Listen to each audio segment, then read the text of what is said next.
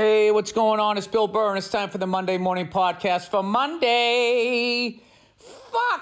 For Thursday. Sorry, it's a Thursday afternoon just before Friday, Monday Morning Podcast, and I'm just checking in on you. Ooh, what's going on? How are you? I'm watching a little late today.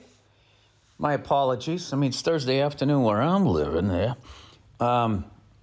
I'm watching the Bruins, the replay of the recorded Nashville, Boston, which I already know the score. I think we won 3-2 in overtime. And what's his face? Morgan Geekie got his 30th goal. He scored 5 goals last 5 games. That's great. I was getting caught up on Bruins games. You know what's funny was when they played the Canadiens over the weekend, I didn't realize, I thought it was Hockey Night in Canada feed. I think it was actually the announcers for the Canadians. So they were like pro-Canadian. Because I was sitting there listening to the game. I'm going, Jesus Christ, I get it. You're from Canada. What's going on here? Like, we actually scored a goal on a rebound. Somebody threw it across the crease. The goalie sticks his, pad out, goes off his skate for a sweet rebound, and we score.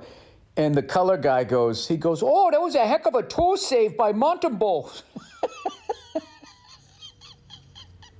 What he was doing, and he never even said that we scored. The main guy did, the color guy.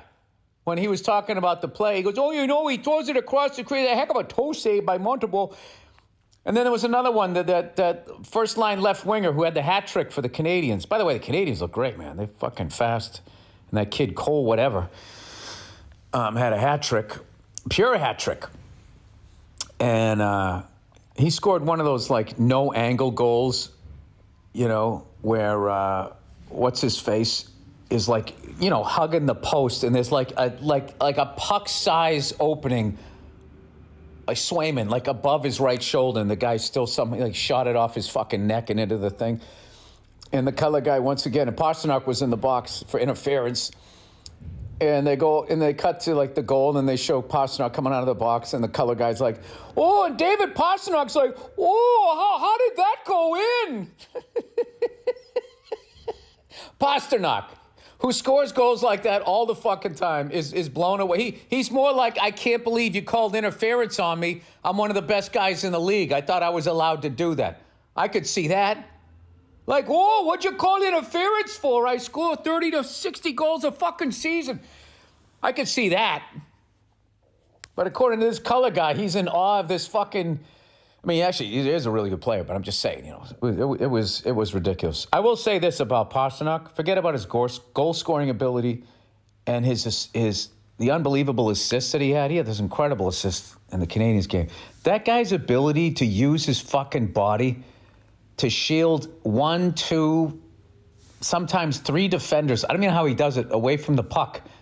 His body is always between himself and the defender, the puck and the defender, and then he's got his head up. And I think, I don't know, I'm only watching Bruins games, but as far as I've seen everyone we're playing, nobody's passing the puck better than that guy. So, no disrespect to the color commentator of the Canadians. I really don't think he was in the box going, oh, how did he score that goal? How did he get the puck out?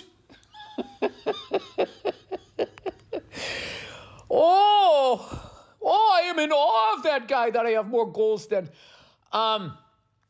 Anyways, what was I going to say? I had a bunch of people ask me about Bill Belichick not getting into the Hall of Fame. And I thought that was absolutely fucking hilarious. And I thought it was fitting. I thought it was fitting to his career, where he was never given any respect. All people did. I'd never seen a guy so brilliant just get shit on the entire fucking time he was, Bill Parcells never won a Super Bowl without Bill Belichick as his defensive coordinator. He won 6 as a head coach, 2 as a defensive coordinator. The guy's got 8 fucking rings. All he's got left of his thumbs. That's all he's got left. And they're still, still shitting on the guy. All the butthurt fucking sports writers because Bill Belichick wouldn't give him anything because he knew anything that he said, they were going to blow up. Like the same way they blew up those stupid accusations against the Patriots, and they completely blew them out of proportion, and they straight up fucking lied and made a mountain out of a molehill. Oh, they made a mountain out of a molehill. And then let Jim Irsay skate, who was the biggest fucking scumbag in the league. So what's really going on here is not so much a Bill Belichick slight as much as it's a life lesson. Everybody out there, if you're out there, if you're going after a dream, part of being successful is what you're seeing what happens to Bill Belichick. You know, if you're a happy, confident person, you're happy for another human being's success. If you're not, you resent them. You resent them. And unfortunately, what comes with success is there's a certain amount of people that are going to be happy for you, will be inspired, will now think, oh, well, if he can do it, I can do it too, or she can do it, I can do it too. And then there's going to be the rest of them who are going to go overrated. It's because his dad fucking knew the person that did this. They're going to have all the fucking excuses in the world because either, I don't know what their deal is, but it's somehow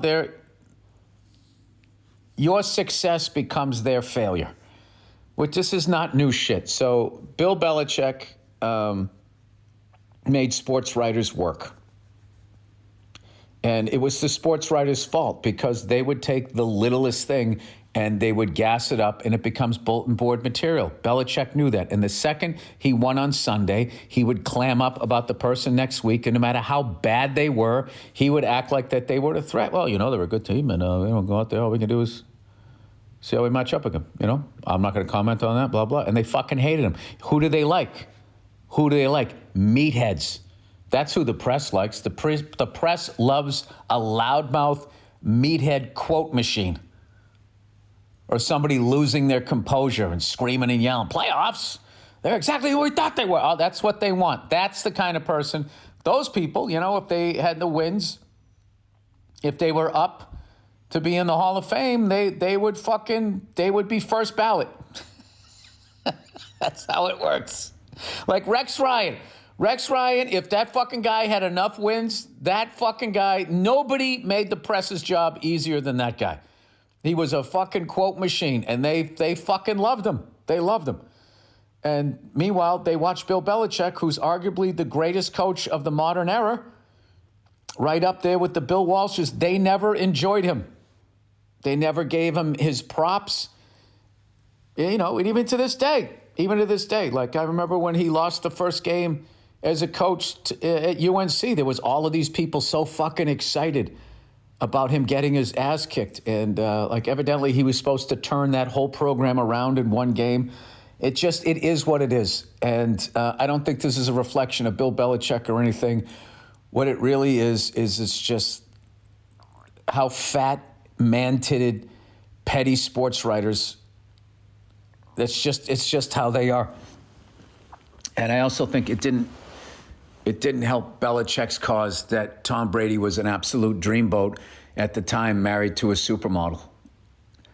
I mean, these are people that eat Cheetos and their man tits sit on their beer bellies. And just to have to go into that locker room and interview these people and then leave,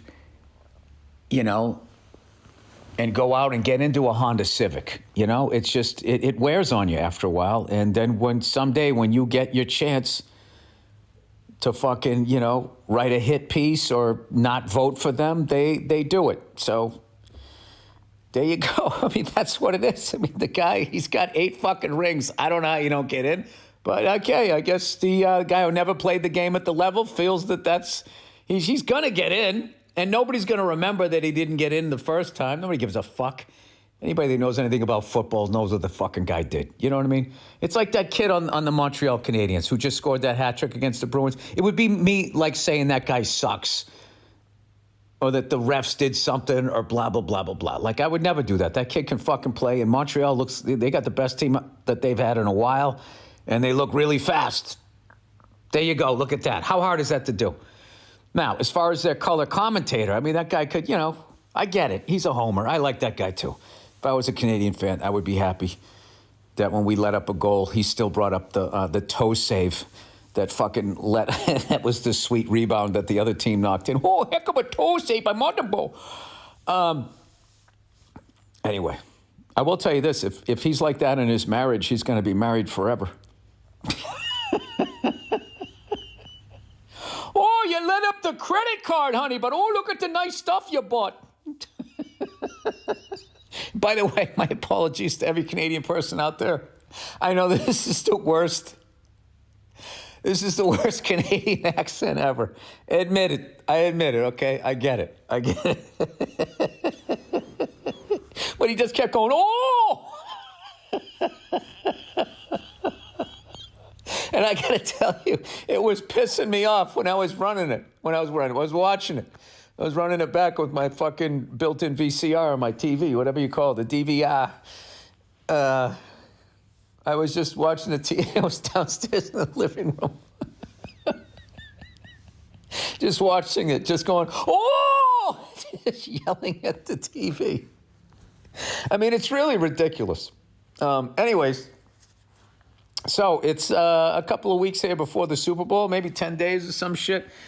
And I'm contemplating whether I want to go. It's right up the street there, right outside of San Francisco. I'm going to be up in the area anyway, but I don't know, man. It's at my age, like, I'm not going to spend, it's like $4 fucking grand or something. I'm going to spend $4 grand to sit next to an adult who's wearing everything but cleats and 12th man written across his face, and you know is not going to sit down for the whole fucking game. Listen, I'm not saying all Seattle fans are like that, but, like, when I was growing up, like, people went to a game and you wore what you wore when you shoveled the driveway. Like, I just don't understand, like, this Star Wars level dressing up that people do. They'll put, like, the black shit under their eyes. When I was a kid, there was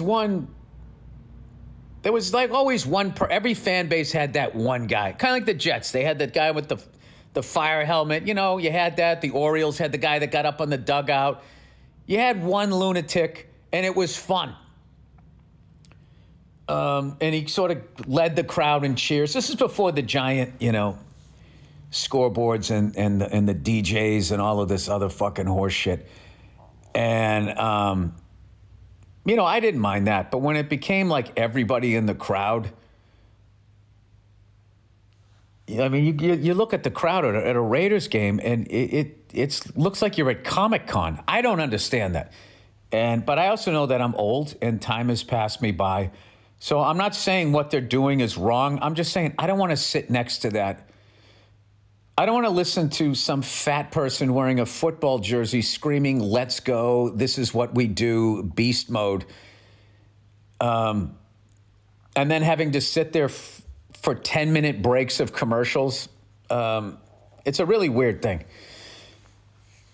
I'll tell you what's another weird thing is I just fucking ate. My stomach is still growling. I ate healthy. I ate a salad. I mean, it just doesn't make any sense. Anyways, I'm psyched for Morgan Geeky, though. 12 games, didn't have a goal, and all these, once again, guys with man boobs sitting on their fucking beer bellies are just talking about how he's in this, It's weird. You would think sports writers, how fat and out of shape they are, would understand the ebbs and flows of life, and that, it's not during the flow period that you see who you are. It's the ebbs. It's the down periods. That's where you get to see what you're made out of. All right? So they don't get it. It's like, you think he's the first goal scorer that went through fucking 10, 12 games. He didn't score anything. Now look at him. He scored five games in a row. He went from the third line back up to the first line, right? I don't know. Anyway, I like that kid who came up, though. That Murat. Oh, who's Nadinov? I like that guy. I like that dude. And then, what's his face? Jonathan Asborough. I thought it was Asborough, not Aspero. And I kept joking with my wife when they would say, I thought they were saying Asborough. And I said to her, I think the first 8 years of my stand-up, I did gigs in Aspero. Sorry. That is literally a dad comedian joke. But I like that guy. He's an old school dude. He has like an old school guy's mustache. Like the Burt Reynolds. You know? Tom Selleck. And then that guy, I always forget his fucking name. And I love the show too. That guy on Matt Houston. And he had like a real like cowboy name. I got to get that guy's name down. I always use him as a reference. And I always say that guy from Matt Houston. Because I was a kid. I watched the show. He didn't have a name. His name was Matt Houston.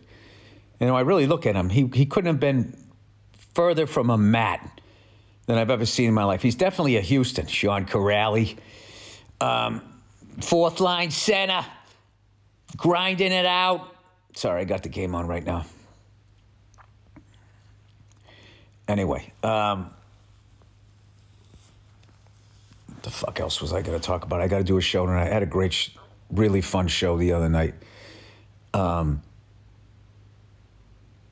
Just tried a whole bunch of new shit. And it was Kevin Nealon's show. And that guy truly is one of the most fun people and funniest people in fucking show business. And whenever I run into him, all he does is try to wind me up. And I know he's doing it, and I don't give a fuck. And he just wants to hear all the stupid shit I'm going to say. And I swear to God, like, I showed up at the beginning of the show, and I went on later. And when he was hosting, just in between, that's all we did. We just sat there trashing each other. And it was one of the most fun gigs I've had in a while. And it was a benefit, you know? And I got a tin of cookies for doing it. And I was doing so well, not fucking with sugar. Even this morning, I went out to breakfast, and they gave me this complimentary something or other, and I didn't eat it. And I just had a salad, as I mentioned. That was fine. And I opened it up, and it's those cookies. You know those cookies that are as big as a hockey puck? Not flat. They're big, chunky. You know what I mean? Like if you were playing pickup hockey with this cookie, people would be like, no lifting. Like no one's wearing pads. And I saw that thing, and I'm not going to lie to you. I am ashamed. I just fucking grabbed the first one I saw and just wolfed it down. And I got halfway through it, and I already started feeling like shit. But, you know, I grew up old school, you know, the clean plate club. So I didn't throw the other half out. I ate the other half. And I got to tell you, I don't feel good right now. And I swear to God, eating sugar, it's the exact same feeling I have after watching a porno. I just don't feel good afterwards. I'm ashamed. I say out loud, just remember how you feel in the case you're ever tempted to do this again. That's how I feel right now. But like porn, like all viewing of porn, it was glorious while it happened. All right, I'm being an asshole. Anyway, Bruins up 2-0 after 2 periods, so we must let up. I give it down. We're going to let up 2. I like Stamkos closing out his career in Nashville. That must be fun. You know? That guy has played in front of rednecks his entire career. He was in Tampa, which is Oh, he fucking scores with 34 and a half seconds to go. You motherfucker. Look at Marco Stern. Jesus Christ. How many fucking times are we going to give up the fucking... Oh, and Pasta was in the box, too. Oh, and he was like, how did he turn the puck on his side like that? Oh, that was a nice goal. That was a beauty. 2-1. Okay, so they score 1 goal, then they tie it up, and then, all right, I get it. And then we're playing the filthy Flyers tonight. That should be fun. So I mentioned I got my kids some baseball stuff, so we play catch every day after school, and in the morning I go out. I love it. My son goes, hey, Dad, can you throw me some hits? It's just the best. He's got a little black eye. Was wrestling with some kid at school. It was funny. I go to school, they go, you go blah, blah. So him and some other kid, they kind of had a little play fight or whatever. I was just like, I go, how'd my son do? She was like, he did all right. I was like, all right, what are you going to do? Hey, kid, take down a number. Anyway, what do I got coming up? I don't have any fucking reads. I don't got any fucking reads, dude. But I got some stand-up gigs coming up. I got to get a gig in February. I need to go do my hours somewhere. And because then I start back up in March. I'm really excited about that. I'm doing the road now like an old guy. So I'm going out there. I'm having fun. I'm not going to be like running around, 3 nights, 3 cities. I'm not doing that anymore. I'm going to do this thing where I just want to play like the same place like 2, 3 nights in a row, be able to unpack and enjoy all of these cities that I've been going to. Because, for a while I haven't been doing that. I've been doing like one-nighters everywhere. And, that's all right if you're in a city you don't give a fuck about. But if you're in a city you actually like, it's like you're landing that day and you got to do the show that night and then leave. Bill, we get it. It's a one night. All right, yeah, well, I ain't doing it like that anymore. That's all I'm really trying to say. All right, anyway. Had to go pick up my kids. I'm back. A little quick edit there. Here's some shit that I gotten back into Pantera. All of these bands, I always end up circling back to them. And listen to that album, The Great Southern Treadkill. And Vinnie Paul's drumming, rest his soul, on War Nerve. It's a masterpiece. It's just such a fun. I just was listening to. It's funny, like when that band first came out, it was too hard for what I was listening to try to like get caught up. And then like 10 years later,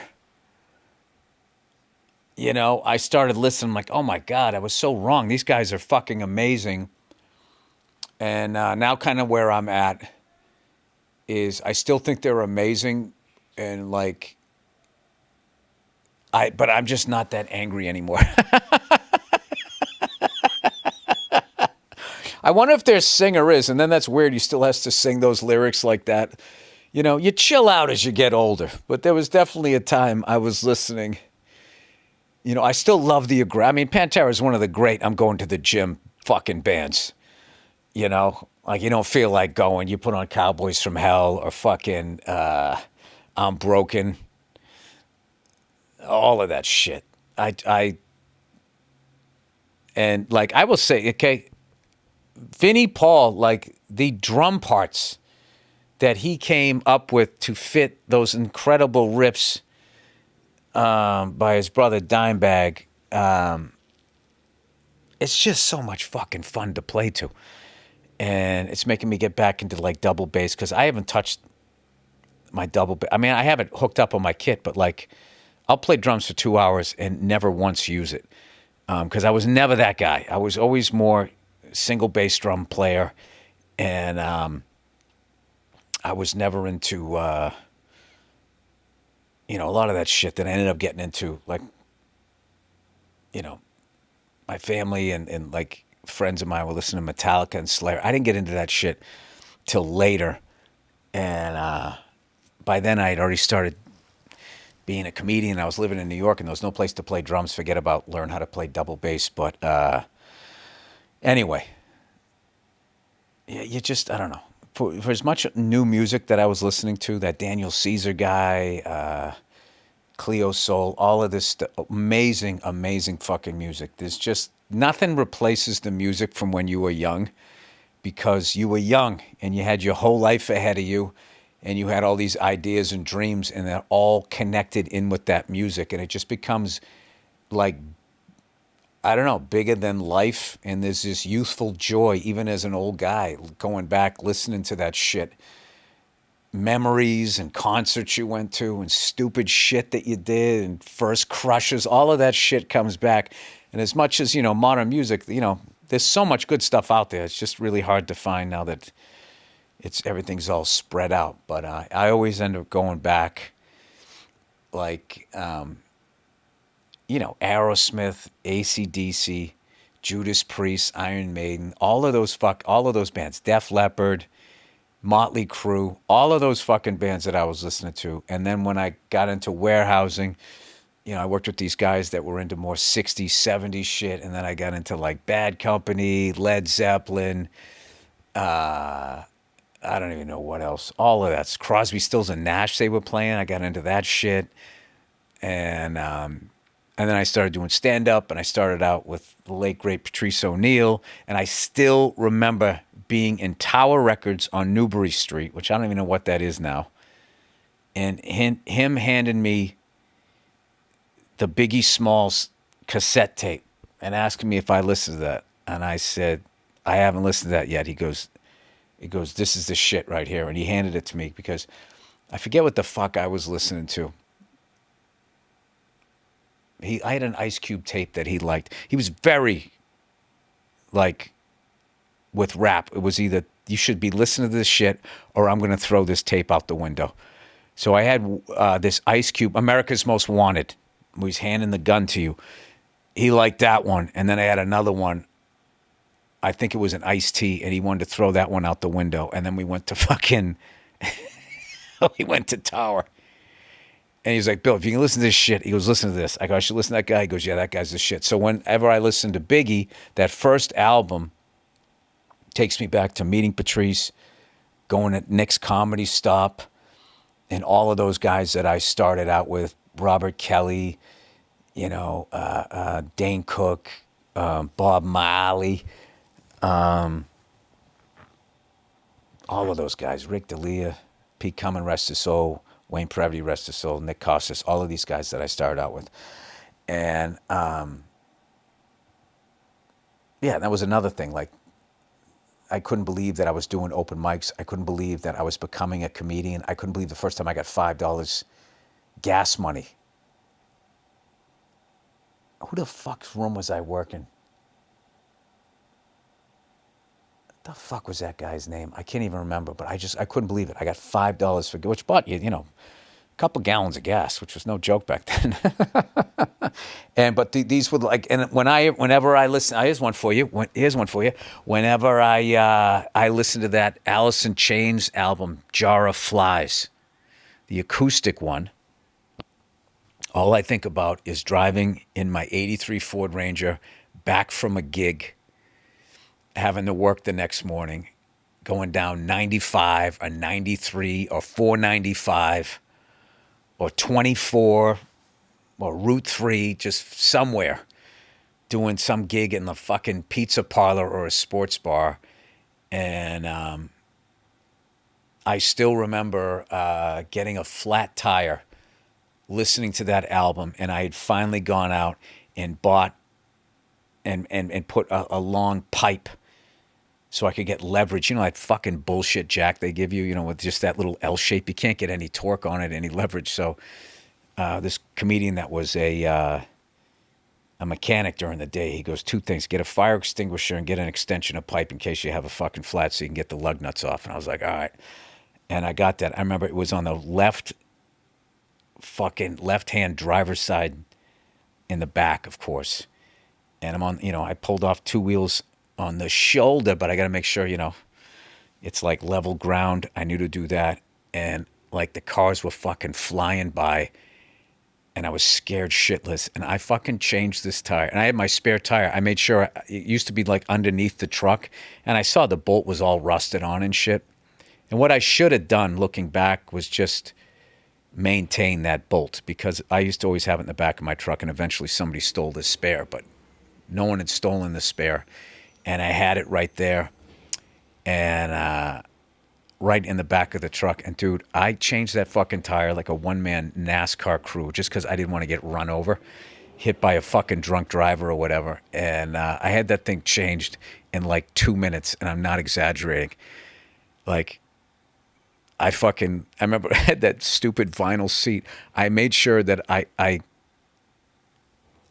got out on the fucking other side, the passenger side, put the seat, I grabbed it, and then there was these two screws you had to get. Oh no, that was another thing too. Oh, I got a real jack too, not the bullshit one that came with the truck. I got one of those really good ones. You know, the ones that when you let it down, it goes down like hydraulic, down like that. You remember when you had a boombox? There was two different kinds with the cassette tape. There was the one that opened, it opened nice and slow. And then there was the other one that's when they bam, almost like it got the Heimlich and was spitting your fucking tape out. I got the jack version of the nice boombox ejection of the cassette tape.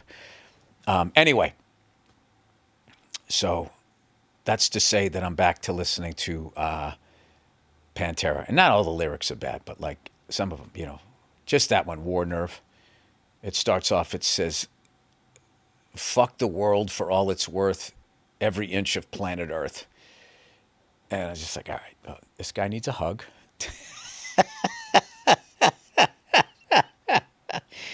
Probably needs some feelings acknowledged from important role models when he was a child. And I don't think he really means every inch of planet Earth, all of it. You don't like any of it. Even the part that has a nice breeze, blowing through the trees. Peanut butter jelly sandwich, some fucking potato chips sitting on a back porch. Fuck that part too? I don't think so. But we were all young, angry men at one point. All right, I don't know where this podcast went, but yeah, I think that's it. All right, with that, please listen to the music picked out by the amazingly talented Andrew Themlis. And then after this, we're going to have a bonus episode of the Thursday afternoon, just before Friday, Monday morning podcast from a Thursday gone by in the past. That's it. Have a great weekend, you cunts. MotoGP is coming up, as is the Super Bowl's the following week. And then that is the official end of fucking football season, if you can believe it. It came and went again. That's what parents have to say. When they try to tell a new parent how fast your kids grow up, just say, you know how fast the NFL football season goes by? It's like that, but with a person. All right, that's it. Go fuck yourselves. I'll talk to you on Monday.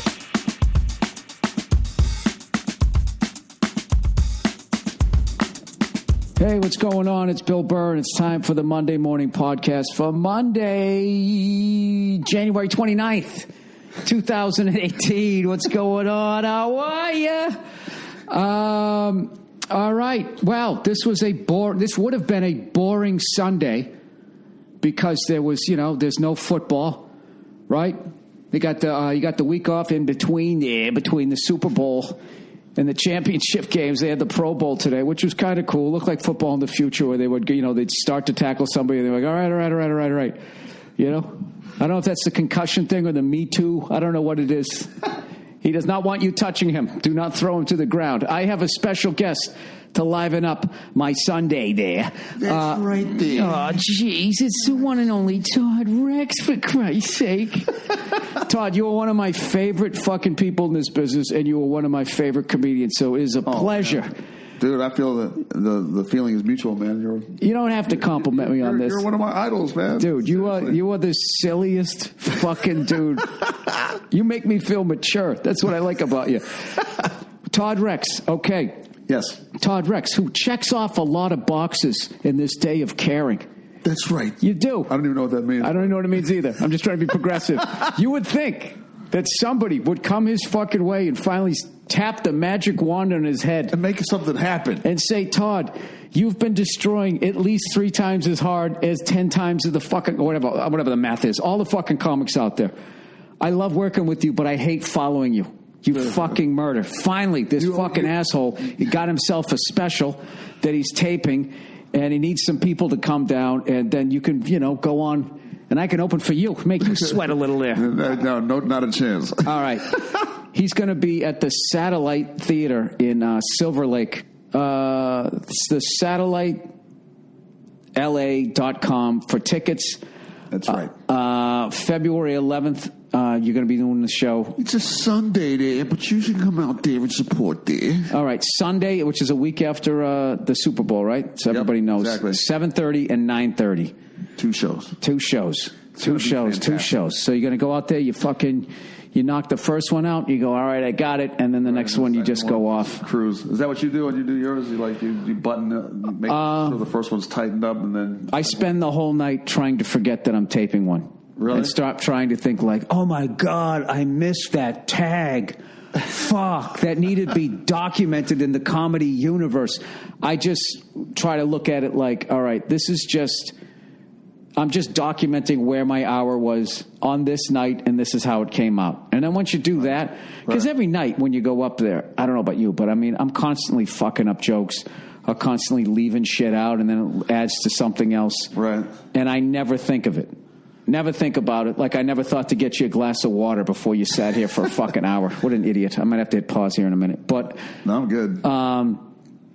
That's just how I had to do it that way just because I wanted to ask you about your thought process because I was curious. Like I know that the night before I'm going to be a wreck, just thinking about it and making sure. All the funny guys worry. Hacks don't worry. Hacks are already fucking working on their next hacky hour. Yeah, they're not even fucking nervous. And they'll go off stage with their shitty material and be like, dude, I fucking crushed. Right. I crushed. And every funny guy's like, was it good? Oh my God, I thought it was terrible. I do that every time. I just really, in a roundabout way, compliment to myself. I know I got a ways to go, people. I got a lot of beast. Shit. You're one of them dead beasts. Yeah, so I someone told me, I think Louis C.K. told me, and I think he heard this from fucking Bill Cosby. How funny is that? He heard that you work this hard to get there. Don't forget to have fun. Right. So make sure because if you're having fun, you're going to feel better about it afterwards. Right. If you're someone who nitpicks at himself, there's no way you're going to be happy at the end of it. So just be forgiving. Right. Just be the fucking silly, fucking hilarious guy you are. You'll be fine. Yeah, I'm not really too worried about it, but I just want to make sure that I already can tell you worry about it. You seem tighter than usual. Yeah, jeez. Well, I'm doing your podcast. This is kind of a big deal for me too. I feel like it is. Didn't the whole thing? Now that you've peeked behind the curtain, it's just me with a fucking $99 mixer from Guitar Center. We're sitting here on the couch like Ernie and Bert. I know. All I did to prepare for you is I turned on the AC and I squirted some Febreze. That's it. I know. Everybody has these fancy fucking studios. I just did Your Mom's House with Tom Segura and Christina Brzezinski. I just did theirs, and they have this whole fucking studio. Rogan has literally like a Stern level studio. Jeez. And I should step it up at some point. Yeah, but your house is dope. I don't know. No one can see it, but your house is dope. So thank you. It wasn't when I bought it, but now that I've dumped all this money into it and I can never get my money back, yeah, it is pretty good. This house was like almost 100 years old when I got it. Almost 90 years old, I should say. You had some pretty cool people living here before, though, right? Yeah, I don't want to talk about that, though, because then people will fucking figure out where I live. Oh, yeah. I already have to fucking edit out one of the comments you made earlier that will dude, people are fucking lunatics. And that's what they... I'll tell you later. It was just enough of something to make some psycho just turn around and face his speaker and start writing down information. But I'm a paranoid dude. So funny. Yeah. Anyways, what was I talking? What the fuck were we just talking about? My ADD. I don't know either. I have no idea. You been watching any hockey? Did you see Marchand's elbow? No, dude, it was a thing of beauty. Really? It was a thing. It was perfect filthy. Really? He's one of the dirtiest dudes in the league. I know. He's the size of Barney Rubble, so he's not going to get called out like Ulf was probably one of the worst. But dude, he was, and I love Marchand, and I love the fucking Bruins. You like Marchand? I love him. Come on, but the thing is, I don't like that aspect, like doing that shit. Did you see when but I also Subban destroyed him? Oh, dude. My God. Oh. That was a brutal hit. Oh, I thought he had like internal bleeding after that. That's what it looked like he just... Because he kept skating, but he kept skating. Over. Yeah, and he was just going like, and it seemed like beyond... The thing about PK, well, I'm so glad he plays for Nashville, not for Montreal anymore, was racist bastards. He used to get us all the time, and everybody knew that was his move. And I don't know why no one could. He just knew exactly when your head was down for a second. It was two crossovers. He was inside, and then all of a sudden he was just in front of you, and he just ended your fucking life for like, I don't know, like 2 shifts. But yeah, I always like that guy. I never take it to the point if there's a guy on a team that I don't like. Right. You know, like when Derek Jeter played for the Yankees, I couldn't get myself to get to the point of like actually hating him. It's like the guy's great. Right, he is good. Yeah, all you're saying is I wish this guy was on my team. Yeah. I've been watching some hockey, watching my son play hockey. He's a beast, of course. I know. You showed me all the the video of him. Yeah. And he like picked it up in he was like playing drums or something, right? Yeah, he also plays the drums too. And he plays drums and he plays hockey. Jesus, the kid's gonna be crushing it. He's already getting more leg than I am. You're gonna be a fucking grandfather by the time this special comes out. Oh, jeez. Where you been working to? I just flew back today from Phoenix. I was with Craig Robinson. I've been touring with him for like a couple of years now when he's not shooting television shows. Which is all the fucking time. That guy works. Time, dear. Where were you guys working? We were working at Stand Up Live in Phoenix. Oh, okay. I know that place. Yeah, 5 sold out shows. It was fantastic. Had a ball. I did the, you know what's funny? That's fucking nuts as far as like that downtown area, how lively it is. Yeah. If there's something going on. But the second the workday ends, like during the week, if you're there, like at 5 like o'clock. A ghost town. Yeah, it's fucking creepy. Yeah, if the Suns don't have a game, right, it's over. Right. Yeah, I love it though. I mean, I couldn't live there, I don't think, but I had a really good time there. I had a good time traveling with you, though, when we went down south. I was just, like, reading some comments about, give me the keys. Just give us the keys. Oh, yeah, that lady. I thought about that the other day. We went to check in that hotel, and that lady was just fucking with the instructions. Our gym is on the 4th floor. It's open from 9 to 9. There's a continental breakfast, blah, blah, blah, blah. Like, and I'm sitting there going, like, oh, my God, how long is this going to take? And she's in the middle of you. You go, just give us the keys. She got like offended. She was mad for real. Yeah, she was mad. Dude, I fucking was laughing like I was in high school, man. It was one of those laughs. I was just like, because what it was the fact that she didn't find it funny. Right. It was already hilarious, but the fact that she didn't find it funny, it hurt her feelings. She didn't know how to deal with it, and then she got mad all in like fucking like half a second. Right. Then I felt like I was in class again, where it's like, oh my God, don't start fucking laughing, or you're gonna get like detention or something. Yeah, you also took me to that fucking was it that barbecue place or something? Oh yeah, what is it called? Like, was it? Don't say the name of it because it was terrible. Well, what the first place we went to? Then we went to we went to that one where it was a giant fucking place, and they had like 40 fried murdered chickens that you could see. God. You don't remember that place? It was gigantic. You know, oh my God, this place is fucking unbelievable. Is that the place where you ate, and then we went to the NASCAR track, and then you were like T Rexx wishing you had a salad. Oh. Where was that in? I was in Charlotte. That was Charlotte. Okay, and we did the NASCAR experience. That was very cool. I was talking about crushing it. That dude who was driving us around, he was 20 years old, named Dylan. Remember that? I know, and he weighs as much as a jockey. Right. Because he doesn't want to slow the car down. I couldn't believe what a piece of shit a race car looks like when you walk up to it. I've seen Formula One cars up close. They look like it looks like if you've stepped on it, the whole thing would fall apart. Because all it is, it's just an engine, suspension, and tires, and everything else is just the lightest. Right. Remember, did you see the gas pedal? Was just it was like a stick. It was like a bent coat hanger. It's like real, like if you had like that, just the floor thing, whatever that the pedal is to rest your foot on. If you have that in there, that's the difference between you, I guess, winning the race or coming in like third. Right. Because that fucking thing's sitting there. The piece of rubber that's going to weigh the car down a little. That race, NASCAR's not doing well. It's not? The numbers are down? No, when I went to the Daytona 500, they painted the seats, like every other seat. Like they had like 3 colors, and they would paint them. To make it look like there's people in the seats with cameras flying by. And you know who used to have it like that was the Minnesota North Stars. Really? Used to have seats like that, and I thought it was cool, and now I'm thinking, well, maybe because nobody showed up for the game. For the games. And maybe that's why they moved to Dallas. So when I hear all those Minnesota North Star fans still complaining that their team left, I mean, if there was people there, I wouldn't have noticed, right? Right, exactly. You wouldn't have been able to see the seats. They were out there skating on 1,000 lakes there. Yeah, geez. Did you watch any of the football? What's that? You watch any of the football? I haven't been watching any football. The only team I like is the Washington Redskins, and they're terrible, number one. Oh, that's right. You're from Baltimore. East Coast, yeah. How did you become a Redskins fan? I'm from Silver Spring, Maryland, right over the D.C. line. Like people always think Baltimore. Oh, okay. But I had grass and shit in my yard. Oh. 2 cars. Both parents are around. Not saying that's not available in Baltimore, but people think of the Wire in the corner when they think about Baltimore. But that's not where I lived. Oh, that's why, because that's where I met you. I met you at the Baltimore Improv.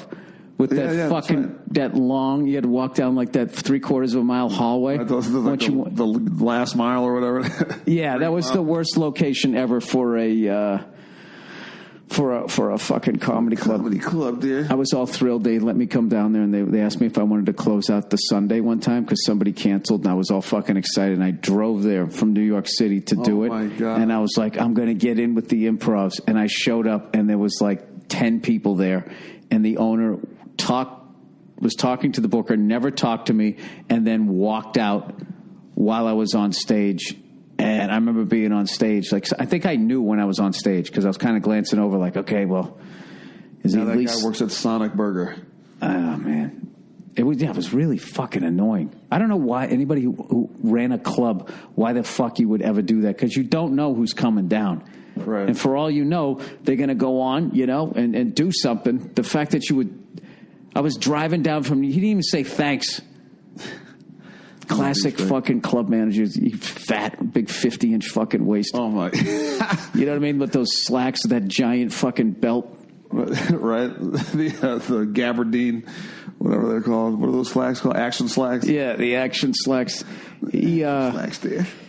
Yeah, I ran into a number of those fucking people. That's my big thing, though, this year. Dude, I'm turning 50. Are you really? I'm turning 50 in June. Turned 49 in May. You do? All right there, youngster. Right behind you there. You want to know what the next year of your life's going to be like? Hopefully it's going to be something like yours. No, well, I've decided that I'm going to fucking get myself that, like, rather than looking at 50 with dread, right, which I'm really not, considering so many of my friends have fucking died, didn't even make it. So, holy shit! You know Joe Rexx in DC? Don't tell me he died. I swear to God he did. Yeah. No, he didn't. Yes, he did last Sunday. He fucking died? Yeah. Of what? There was like some kind of cardiac event. One of his friends was like coming from Connecticut, going down to Florida. Hadn't seen Joe in like 15 years. Stopped by his house, and they were going to go to the Improv to watch Lavelle Crawford. And Joe said he had a headache and went upstairs to take some like aspirin or whatever, and like sat on the bed and like laid back and croaked while his buddy was there that he hadn't seen in 15 years. What? Yeah, isn't that crazy? Oh my dude, that guy had one of my favorite fucking jokes. What about the kung fu? No, the joke he did when he was having unprotected sex with the woman. He goes, I'm doing my thing, and I'm doing my thing. She goes, Joe, don't you come at me. Don't you come at me, Joe. Joe, goddamn you, don't come at me. And he goes, I blocks all that out. Joe was hilarious. I haven't seen him in like 15 years. It's going to be even longer than that. No. Oh, jeez. Fuck. Yeah. But we're getting at that age where people are just dying. And so, you know what's really fucked up is that you know what it is? People are dying that it's not even like shocking to me anymore. You know what I mean? Like when I hear it now, I used to be like, oh my God. But I was at my son's hockey game when someone called me and he was like, yo, Joe Rexx died. And I was like, you serious? And he was like, yeah. But I said, how? And he's like, I don't know. I'll find out. And I was like, all right, call me back. I'm at my son's hockey game. Well, 5 years ago, you know what it is the first wave that goes is it's usually be bad genetics, bad luck, or bad diet. And then after that, it's like if you had half a bad diet, half bad genetics. It's just literally like when the Grim Reaper's going to get you. So speaking of that, becoming a dad at this point, like I was fucking old as I am, I got to, I've cut back on the boozing. And so I'm trying to get myself down to my fucking to my fighting weight and actually maybe get a person. Look good, though. You look fit. Yeah, I took 4 months off of booze, and then for the last month, I've been drinking like lightly. But I don't know. I think I'm just too old now because I took those fucking 4 months off, and now going back to it, I get two, and I drink two, and I'm just like banged up the next day. Yep. So. I don't know. I think I'm going to go. I was joking that I'm going to be like Sting in my 50s. Just do like fucking Pilates and yoga. And, tantric sex, dude. Try to learn how to come for 40 minutes. That's how a lot of his music is recorded. A lot of people don't know that. When it's actually him coming. In the beginning of Synchronicity, is that it? Whoa! Whoa! Yeah, that's him. That's him. They record him. They record him? They record him banging his wife, right, for the first 40 minutes. God. Then the last 5 minutes, he just sings the song. And right as he comes, that's the hook. Gordon Sumner. Gordon Cumner there. Oh, jeez. I saw him at the Hollywood Bowl with, I almost said Gaylord Perry. That's a pitcher. Yeah. Who's the guy from Genesis that sang Sledgehammer? Peter Gabriel. Peter Gabriel, yeah. He's a beast.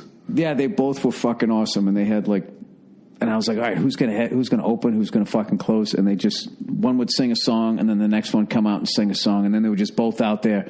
And if it was the other person's song, they would just sing back up. Really? Oh yeah, that's dope. Peter Gabriel had like synchronized dance moves and shit. It was fucking, and in the end they were bad, but that was part of the joke. But you could just see he didn't give a fuck. Like it was like two guys. Like, his daughter plays with him too sometimes. Is that right? Plays like the violin, and she comes out and crushes on the violin. I'm trying to remember if he had a violinist. I just know that he was just like the guy who just aged and said, fuck it. Right. Where Sting was, still in shape and shit. So right. Peter Gabriel look terrible now? Oh, dude, he came out looking like, that headliner that didn't make it, who just doesn't give a fuck anymore, comes out with wearing the same sweatsuit he was wearing when you picked him up at the airport. Oh, my Just God. Walks on stage, maybe put a hat on. he had a big onesie on. Oh, my God. And then Sting always has one of those those clothes that looks like he's going to do what was that movie he did with Tina Turner where she shaved the side of her head? Oh my God, Thunderdome. I feel like he got a bunch of clothes from that movie that still fit him. Right, he still has the trailer, the wardrobe trailer. That mesh Spider-Man looking shit. Flashy underwear peeking out of the back. Like a chainmail shirt. Yeah. Well, I saw those guys. They fucking... they absolutely killed it here. I got to make sure we're 20 minutes in. At some point, I do have to read a little bit of advertising. But, dude, who's your fucking internet provider? AT&T. Mine is it's just not happening for me here. I think I don't even know who I have. Nia handles that, and it's just been on the fritz. I got to drive. Been on the fritz. It's been on the fritz. I got to drive over to Starbucks, buy something. Starbucks, I don't drink coffee, all right? I mean, I guess the coffee has to be amazing with the You're already lines. as strong as it is. You don't need any caffeine. Oh, I know. I'm the worst. You're like wired as hell. I'm the worst, dude. I need like the reverse of that. But you go in there, all of their food just sucks. All of their food just fucking sucks. All right, let me read a little advertising here. How much time are you going to do on your special? I'm doing an hour. Well, that's it. Doing an hour, maybe a little longer, so we can cut it down.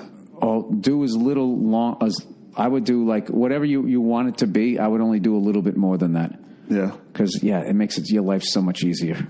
If you want to do an hour special, do like an hour and 10.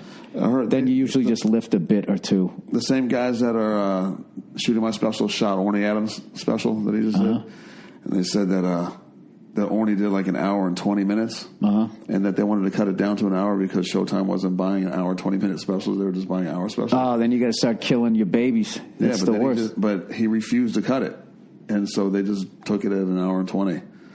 So if you watch the special that's on right now, that's on Showtime right now, it's an hour and 20 minutes.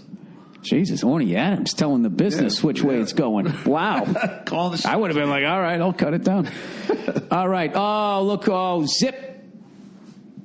All right. Talk about the challenge of finding great talent. Well, usually I have a hack on here, but this week I found Todd Rexx. Thank you. I found you on ZipRecruiter.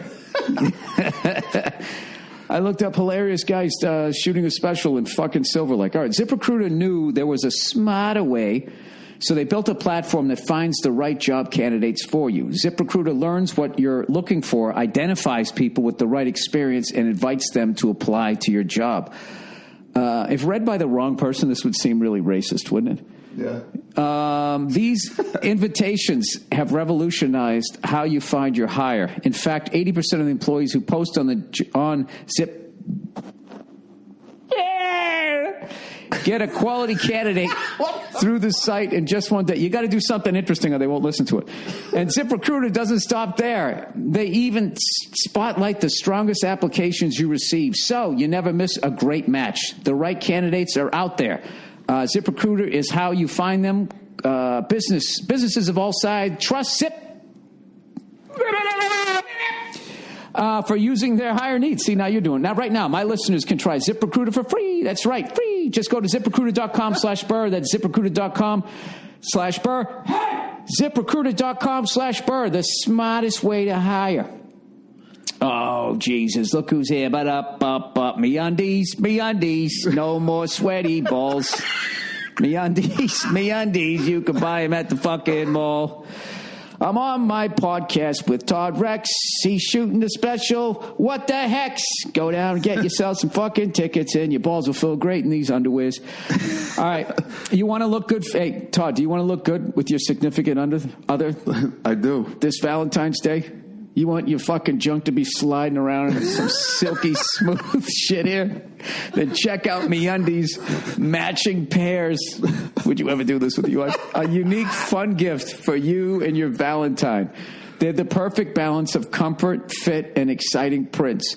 Don't spend another Valentine's Day giving the same old gift. Check out MeUndies.com. Find the best match for your match. MeUndies are the most comfortable and fun undies you and your significant other will ever own. They're made from the softest materials on earth.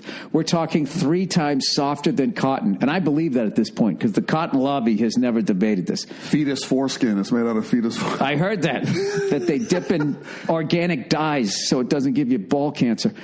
This Valentine's Day, get your partner a gift that's for the both of you. Order by February 5th at 10 a.m. for free standard shipping so your gift arrives in time.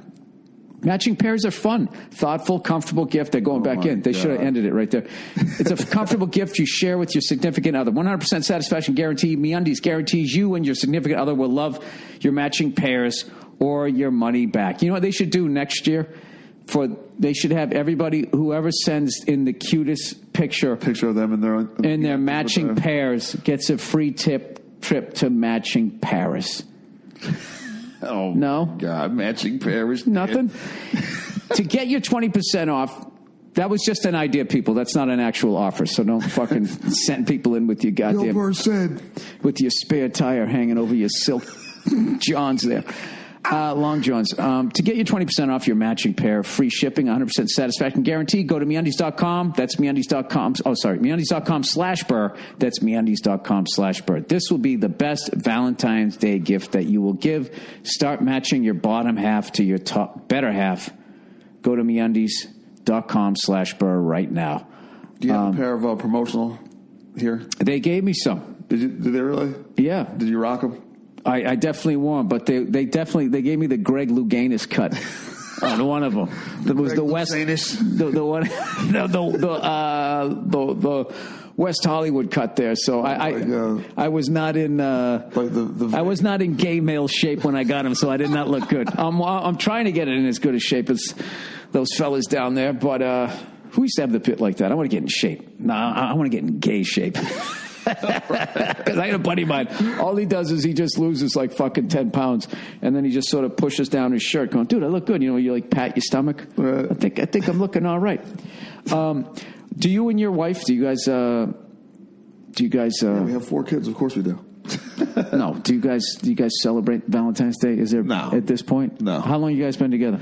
Since 95. That's great, man. Yeah. Look at you. 23 years. Yeah, but it took me till 2004 to tie the knot there. Oh, yeah. Wanted to make sure she was the one there. So how many years was that? Like 10 years there, man. Wait, 2000 what? 2004. 2004. So that's 9 years. Yeah. All right. 10 years. All right. It took me... What was it? Dude, it took me 9 years, too. Really? The fuck, yeah. Yeah. Stupid. I knew in 9 months, but I was just like, I don't know. Right. And then also...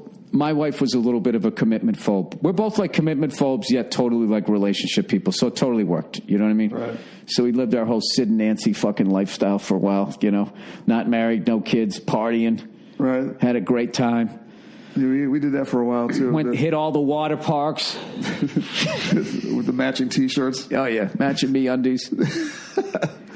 It took me forever to propose to her, but I'm going to tell you why it happened. I went out partying with friends of mine one night, and I ended up spending the night out in Virginia.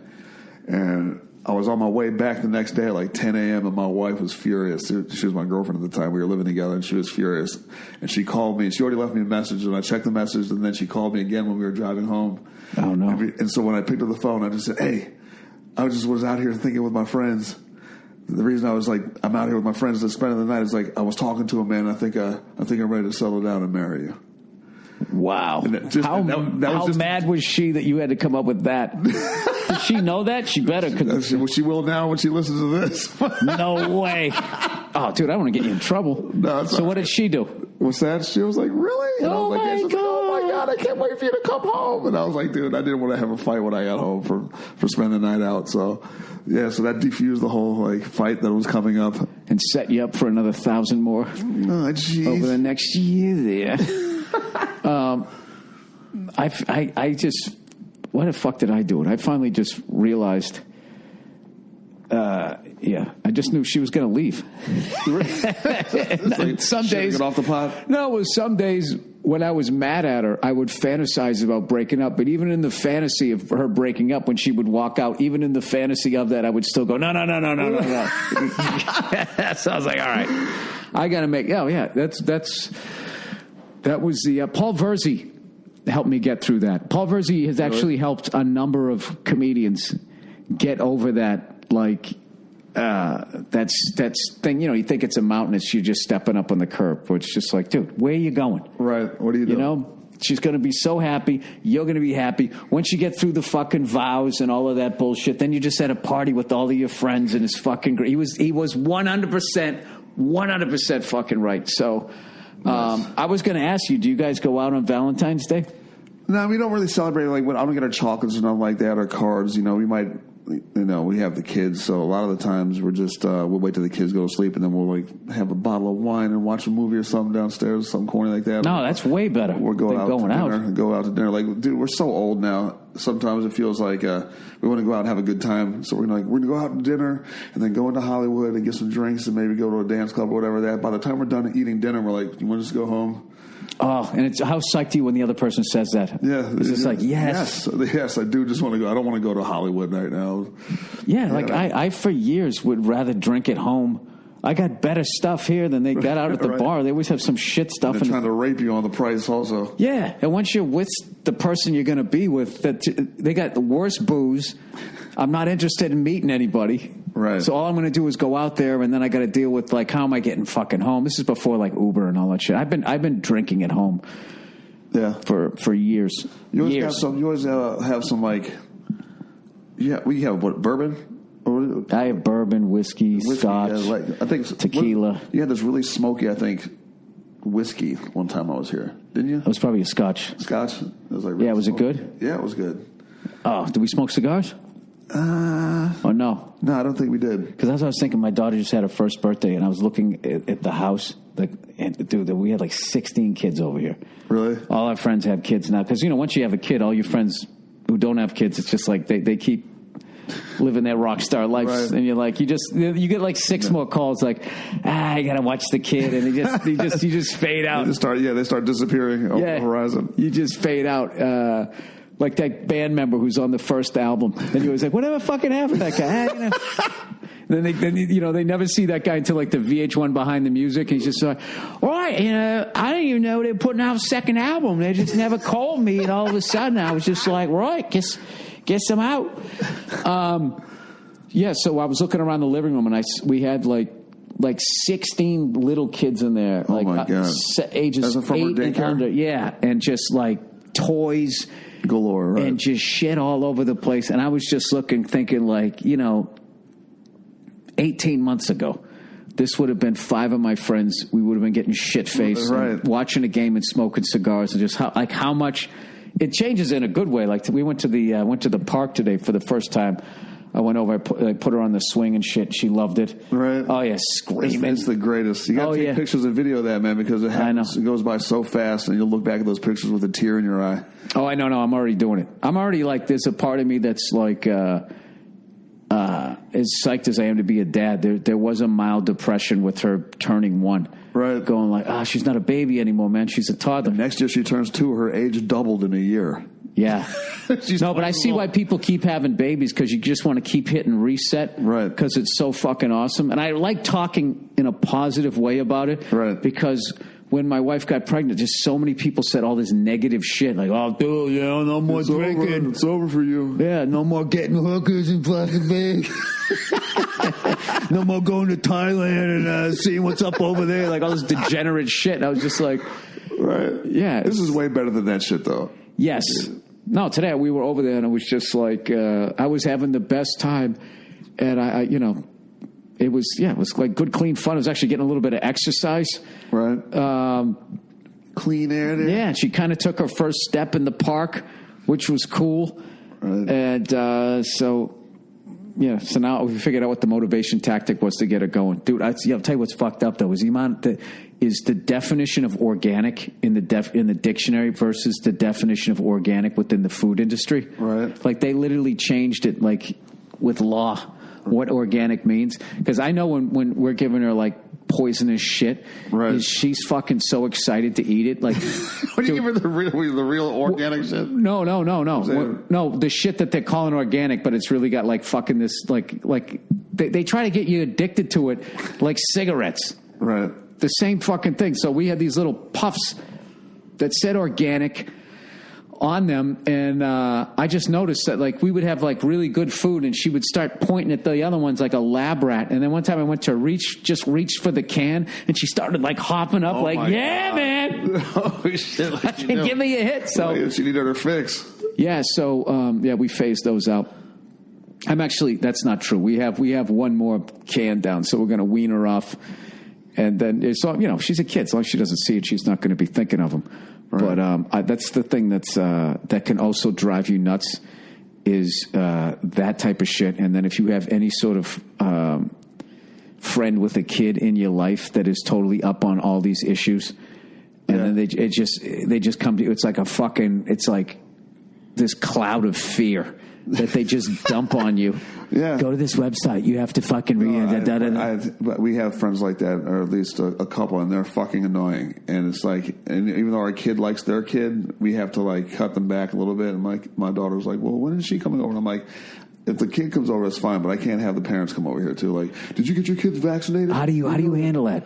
Because that's what I realize now is that you can be friends with people, like a couple. Right. You and your wife are friends with a couple, and then all of a sudden, and they have kids, but you don't have kids, so you're not dealing with them on that level. But then when you have a kid, the relationship changes. Now not only do you guys have to like get along socially when you go out, you both vibe. You got to kind of they got to be within your wheelhouse of how they raise their fucking kid. And if the kid comes over and he's a fucking lunatic, like biting the dog and shit, like going, what is this caveman? You got to kind of be like, I don't want my kid acting like that. Right. No, we have. I'm not saying any names because I don't want to alienate any people that might be listening to this, but we have one family who has a kid that's just fucking rude.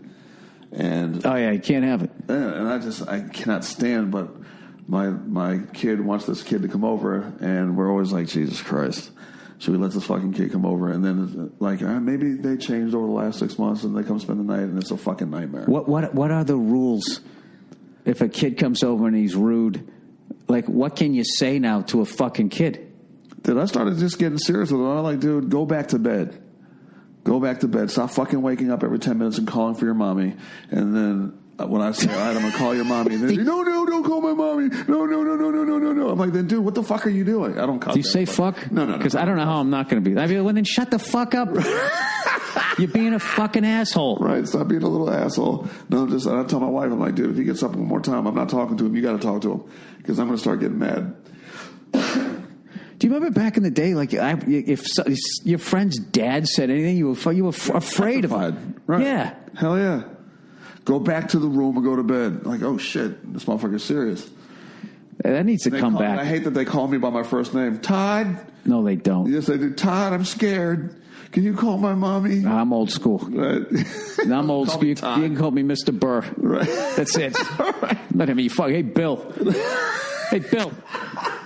You got what's to eat here? Right. No, dude. I would literally be like, "What the fuck did you say to me, you little shit?" Right. I won't say that, but that's what I'll be thinking. So that, of course, as I say, please address me as Mr. Burr. The subtext he will hear is, "What the fuck did you say to me, you little shit?" And then he'll say to his mother, "Hey, you mean man." Right. Yeah, this one little girl comes over to our house, and she was like, she'll come downstairs, like sleeping all morning, and then come down in the kitchen where my wife and I are. My daughter's still asleep, and she'll come downstairs before everybody, and she'll be like, what's for breakfast? And my wife was like, well, pancakes and sausage. She was like, yeah, I don't like that stuff. What else is there? And my wife just looks at me and is like, is this bitch serious right now? Like, go the fuck back upstairs. Yeah, what the fuck? I would love to hear a kid now to say it to my mother. Right. My mother would just be, well, that's all there is. I guess, I'll talk to you at lunch. That's what my wife said. My wife says, I guess you'll just be hungry then because that's what we're having. And if you don't eat it, you're just going to be hungry. It's amazing how, like, some of these kids are rude as shit. And you say something to the parents like, yeah, she's a little crazy. She's her own little thing. Like, no. No, that's like when people have a dog that's fucking nuts. Like I did, but I quarantined the thing when people would come over. Except one time I got a little confident. I watched too many of the Dog Whisperers, and then my friend ended up getting bit. Jay Lawhead got bit by my dog. Really? Yeah, he bit him on his calf, gave him a nip. That dog scared the living shit out of me one time. We were downstairs, and she was in a cage. Oh, yeah. And I didn't know that she was in there, and I was, like, walking past, and she was like, and, like, went at the cage with the metal of the cage and scared the fucking piss out of me. Oh, yeah. Like, oh, my God, if that cage was in there, I'd be shredded right now. Yeah. Yeah, she was an adorable hellhound. She loved the hell out of me and about 6 people. Yeah. And everybody else she treated as a fucking intruder. And I would just, it was the smartest, most painful decision I ever made, but I didn't understand that I was still, like, I saw her, the last 2 days in a row. She's in town. Right. Yeah, that's good that you keep it, you kind of still take care of her in a way, right? Oh, yeah. Oh, yeah, definitely. Kind of yeah, and I get pictures of her all the time, and when, like, once every 2 months, she'll come to town, and I just take her for a hike every single day. Is it like, does she remember you, like, the same way she did? She does, and when I go out to where the guy lives, if I show up, she's kind of because she's not used to seeing me there. First they see the shape, then it's the smell, like the whole way the dog brain works or whatever. Right. And then she's all back to normal and everything. But I got to tell you, I was nervous meeting her because of the way she was, because I knew at that point she had bonded with the new person and then might view me as like a threat. I mean, the dog was like, dude, that dog. My buddy said that that's Cleo. Verzi goes, dude, there should be a 30 for 30 on that dog. That dog's life, like how it was abandoned by the LA River. I mean, so many times this thing should have just been like, like whenever the Olympics come around, they always have like those crazy stories that make you tear up, all the shit that they went through. Like you could do that on that dog. Yeah. And like as a pit bull being that big of a pain in the ass like that, those things, if those things sneeze, they get put down. It's fucking terrible. But the fact that she's still like living this awesome life makes me feel good. And every time I see her, like, the dude who got him is my former trainer. So, and he just like, she has her first dog friend now. Yeah. Every dog she tried to murder, now she's like friends with the dog. But like, they needed like his level talent. Like as he says jokingly, he said, yeah, I've been slow cooking her. She's not someone that you like, okay, this is how it is. And then boom to that. Right. It's just been this year-long thing that she's now finally ready to just, and even when she started hanging out with another dog, there was this whole fucking process that he had to go through and totally keep an eye on my dog. Cause my dog does this shit where like when she's going to attack, she's in the cage, she did that shit. Right. But she was out in the open. She just made the decision. There was no growling. There was no warning. Just going right into she just did it. Right. She would just fucking do it. Let me read some of the questions here. All right. Todd, by the way, you're gonna fucking, I can already tell, dude, you're already wound up about this thing. You're gonna fucking murder, dude. Thank you, dear. I'm excited about it. I really am. Yeah. But I feel like this is like, I've been doing this shit for so long, and I'm at the age right now, like, if it doesn't fucking pop for me right now, it's not gonna fucking happen. No, that's the old, dude, that's the old way of thinking. You're totally in control. Right. I view this business like it's a giant mall. Okay, and I have my little store in the mall, and you walk into my store, hey, how you doing? I tell jokes, I do a podcast, right? Got a cartoon. See anything you like? That's what I'm selling. If you don't fucking like it, I get it. Right. See you later. But when I first got into this business, I would, it's like you're walking around the mall. Like, oh my God, they're selling shirts. I got to sell shirts. Right. Oh, yeah, fuck. Yeah. They got sneakers. I got to be doing, you try to like do Keep everything. Up with the Joneses, right? Yeah. Fuck that, dude. By the way, your cartoon is fucking hilarious, man. Oh, thank you. Frank Murphy and Vic are my two favorite guys. Oh yeah. You wait for the third season. Oh no. We're editing like fiends. It's going to be out later on this year. I'm not allowed to say exactly when. I don't have an exact date either, but like Netflix has like, they're like the fucking geniuses of this new thing. Is they I remember last time when I had a special coming out there, they wanted me to come in to meet with them, to like discuss promoting it. And I'm thinking like, what the fuck do we got to discuss? Throw up a couple of billboards. I'll talk about my podcast. Dude, I went in there. Right. Dude, it was like Bill Belichick shit. They're like, yeah, dude, I can't even explain it. Like I went in there going like, this is ridiculous. That this is just an idiot like me with a bunch of dick jokes. And then I watched them breaking down how they were going about promoting it. Right. Like two people who are watching Netflix and their fucking algorithm and all of that shit, judged by what you watched and all that shit. Not saying it's a perfect system. Right. It blew my mind. Jesus Christ. Fucking blew my mind. No, listen, dude, there's a reason why they're global right now. And it's not from hanging out with me there. All right. Peach cobbler recipe. Hey, Billy Crust King. I like to bake, by the way. Really? Yeah, I made my daughter. You told me that before. I made my daughter a birthday cake. I'm doing that every year of her life. Jeez, are you doing the non-GMO with the no gluten? The non-tasty frosting? Oh, no. There was a bunch of sugar and fucking... Nice. That's what I'm talking about. Dead baby seals in it. It's a big politically incorrect cake. Baby owl. All right. Dear Billy Crust King, I am invited to a Super Bowl party. By the way, you know the Patriots are in it again this year. Yeah. Do you realize if Tom Brady gets another ring, Jesus Christ, him and Bill Belichick will have more rings than every franchise in the NFL except for the Pittsburgh Steelers? They'll be tied. Wow. Then their entire 50 years, crazy. 50-something years of every franchise trying to win one. Brady doesn't lose, though. I'm just letting you know that right now. Yeah, he does. He lost twice to the Giants. I think this is going to be... Just give him the ring. No. That talk makes me nervous. Dude, the Eagles got a fucking horrifically terrifying fucking running game. Yeah. And Nick Foles is not a backup quarterback. That is a starting quarterback who lost his fucking job, and he's coming back like a fucking revenge movie. The defense looks fucking great. Right. And I don't think we would have done to the Vikings what they did. So... Okay. Yeah, I don't know. I would say you're just trying to be humble there to keep the gods happy. Take the Eagles and the points. That's what I would do with my money. No, dude, Edelman's out. Gronk got a concussion. Amendola had the game of his fucking life. Did you hear that song, the Amendola song? Uh-huh. It's like that song Lola. Really? Oh, dude, it's fucking Amendola. D-O-L-A Dola. I haven't heard that. Now they're playing Nick Foles in the Super Bowl. That's funny. In Minnesota. All right. Hey, Billy Crust King, I am invited to a Super Bowl party. Don't worry, just dudes and nobody interested in commercials or halftime shows. Thank God. And I am the designated dessert maker. You were talking about peach cobbler on a Monday morning podcast, but I can't quite remember if it was a recent one or an old one. Anyway, would you mind sharing your recipe with me? Because I want to have the real deal. I'm from Germany and can't figure out if the recipes I find here are any good. Hope to hear from you and go fuck yourself. I just Googled and looked at pictures, and then I found one that looked good. Looked delicious. This is what I would say. I would say if the cinnamon, nutmeg, whatever they tell you to fucking put in, add more. Because it'll always be like an eighth of a teaspoon, a quarter. They're going to make it taste good, but they're not going to make it taste great. So definitely be tasting your filling, and don't be afraid to get a little heavy-handed with some of the spices, especially the cinnamon sugar, a little bit of some butter in there. And then I give it a little dusting before I close the pie up there. Do you really? Oh, yeah. It's got to be a big, fucking, delicious, gooey mess. That's how I do it. Dude, everything's going to be about fucking baking. I'm trying to get you... All right, political relationship advice. Oh, God. Here we go. All right. I want to hear this one. I literally unfollow people on Twitter if all they do is talk politics. Yeah.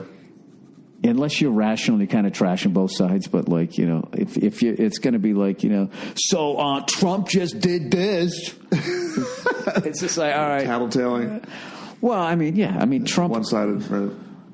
Dude, Conan O'Brien had the funniest fucking joke about Trump. They go, how do you handle the whole Trump situation? What's the hardest part about the Trump situation right now? He goes, trying to write a joke that's more absurd than what's actually happening. I like how Trump on Twitter is just considered normal now, that like a president has the time to, I don't even, like, people shit on me all the time. I don't even get back to them. Right. Watching the, quote, leader of the free world. Right. Just so you know, that wasn't a stain on my tie. That was actually a presidential seal here. All right. Political relationship advice. Hey, Billy Willie Cuntcock. I don't know what that means. That's one with a little bit of alliteration. Two pair. Love the podcast and, of course, the stand-up. Thank you. You're the only comic that actually makes me bust out laughing. Wait till you see Todd's special. Oh, jeez.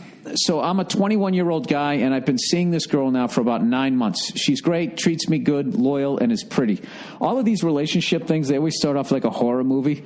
Well, that was all sunshine, everything. I'm 21, prime of my life. About to get dark as shit. Everything's going great. All right. The main problem I have, though, is she is a big Democratic. His problem is she's a big Democratic, and he's a super conservative. She's black, and I'm almost as white as you. Oh, God, this is like a fucking bad porno. She gets upset when I post political stuff on Facebook, like a pro video of Trump, but yet she posts all this stuff about kneeling for flags, and Obama is all that. Yeah, dude, this relationship's not going to fucking last. Yeah, it's doomed. She wouldn't even talk to me when I wore a Trump shirt. Oh my God. Yeah, it's like, dude, like this is a guy who like sort of saw how the Nazis were baited into running over somebody with a car, going, well, there's hatred on both sides. Dude, I really wanted to side with you, but this is like astoundingly fucking like. Yeah, I respect the fact that you like Trump and all of that shit and you want to wear his T-shirts, but your confusion that she gets upset is a little fucking weird. It pisses me off, but I don't want to ruin the whole relationship over something as dumb as politics. It's too late. Since you are already in an interracial relationship and for a lot longer than me, period. What's your advice? ? The lovely Mia. It's Nia with an N. Can tell me her 2 cents as well, even though she'll just side with the chick. Just kidding. Thanks. And as always, go fuck yourself. P.S. Tom Brady's the greatest of all time.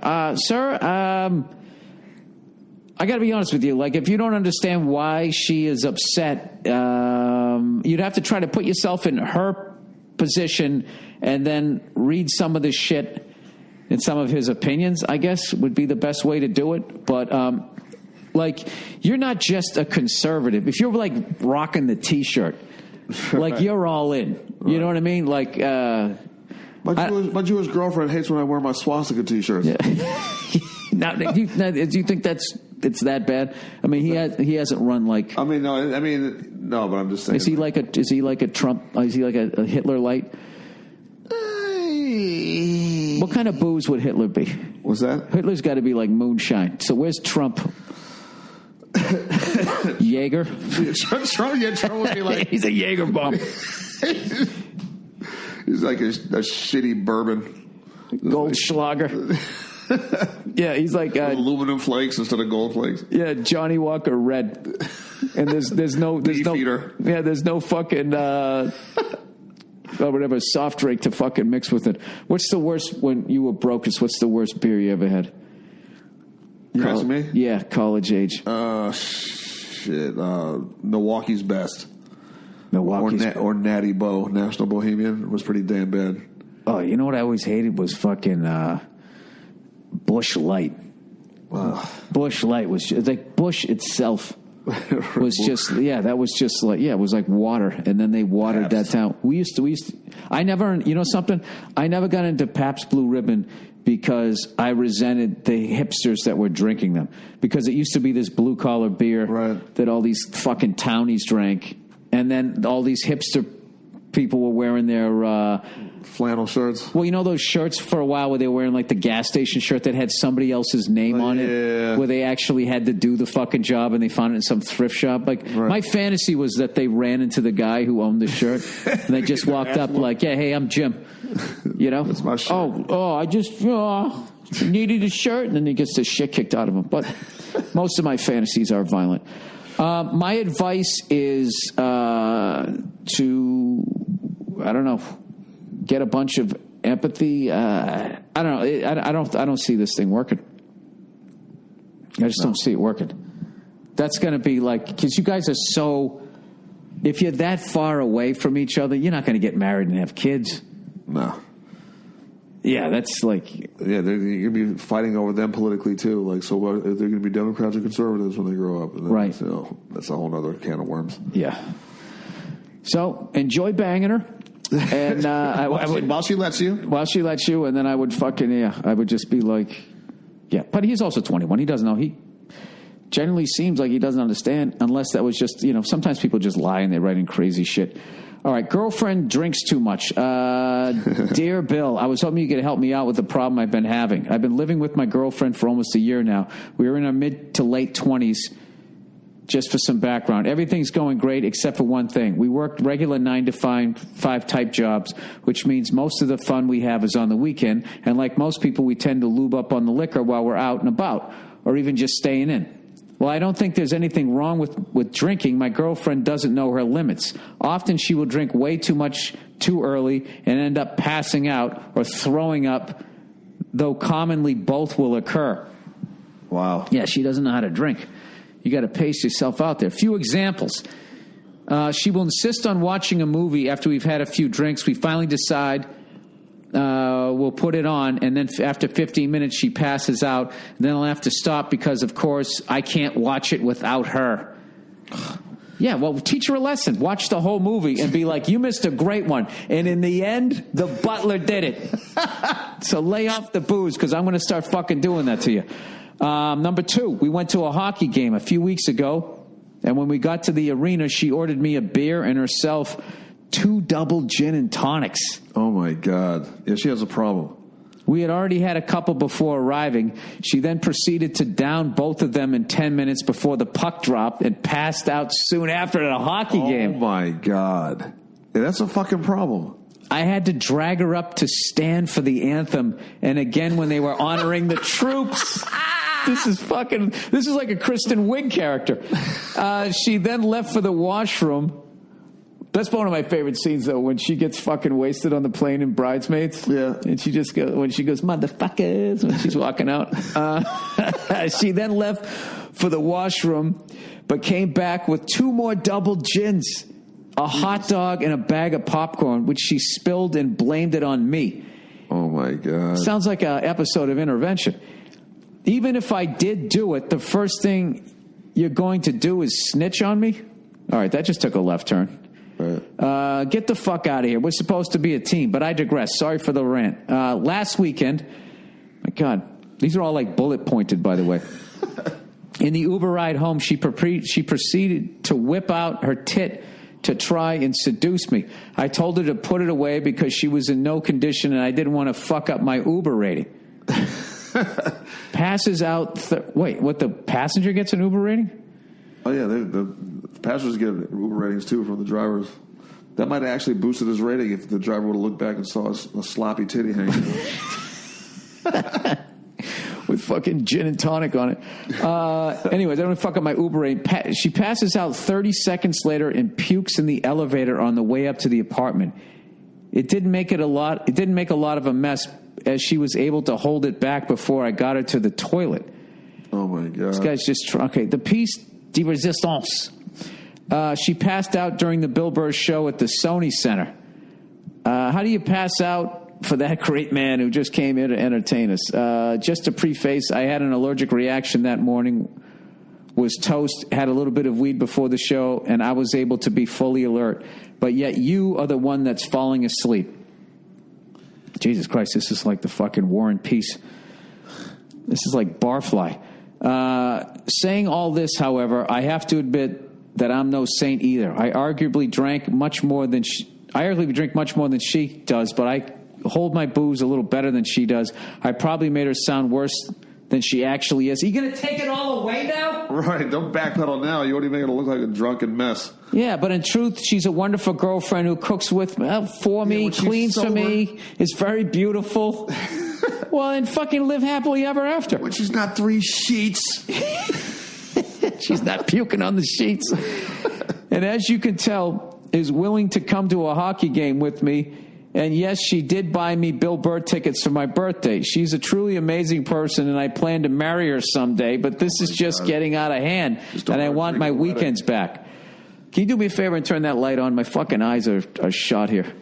God, the sun's going down here. I'm not trying to have a romantic podcast with you. Let's see here. I've had conversations with her before, and when she's sober, she gets it, but it doesn't stop her when she's drunk, and she will get angry at me when I tell her she's had enough, and I can't stop her from sneaking off to get secret drinks with my money. She feels bad, and I honestly feel guilty writing this to you, and she is truly amazing. I feel like he wrote the first half, and then she walked into the room and is looking over his shoulder. But it's tough, not only for me, but I know this is not easy on her, but her body sometimes as well. I just want her to be all right and for us to be able to have a good, healthy time. I'm not quite sure what to do here. Am I right to tell her that she's got to take it easy, particularly when we go out, because it seems to be working? Do I have to set a better example and drink less, if at all? Yeah, I mean, if she's a fucking booze hound, maybe you both try to drink a little bit less. She might be one of those people, where once she has a kid, she'll just fucking knock all that shit off. Or, oh God, I could just drive her over the edge completely, where she just stays hammered all the time. Yeah, you'll have a drunken baby, coming out. Fucking stop emailing at Bill Burr and start emailing Drew Pinsky. Kid comes out dressed like Foster Brooks. Use it to do a fucking. Foster Brooks. I love Foster Brooks. The simulated drunk comedian dude. Oh yeah, dude was fucking hilarious. Hilarious, and he never really drank. Yeah, the way. Foster Brooks. He had it down to like. Reference. Dude, that's back when like being an alcoholic was like funny. Right. This is how much I have to be careful though. Is talking about all that drinking made me want to drink. Right. Like I love it. I hate how it makes me feel though now. So I just lay off it. Craig Robinson didn't drink for a year, and then we just had drinks in Arizona this past weekend. We felt like trash both mornings that we drank. Oh yeah. And so he was like, "Yeah, I thought I was back after taking a year off. I thought I was back, but I'm good on drinking, I think." I was like, "Yeah, man, I don't feel good either. I had a headache every day that I woke up." It's an age thing. Like it's a young person thing. Like it like. But we had fun. We were down to like when we were doing those shows, those theater shows, and we would go to like the cigar bars. Oh yeah, and have a drink with cigars. Yeah. No, I still like. I think what my drinking maybe will be is like. This year, when I go on the road, I think, like, if I go out for 3 days, like that middle day. Yeah. Not the first night because I traveled, and not the night before I have to go to the airport, but just that middle one and finding a good place.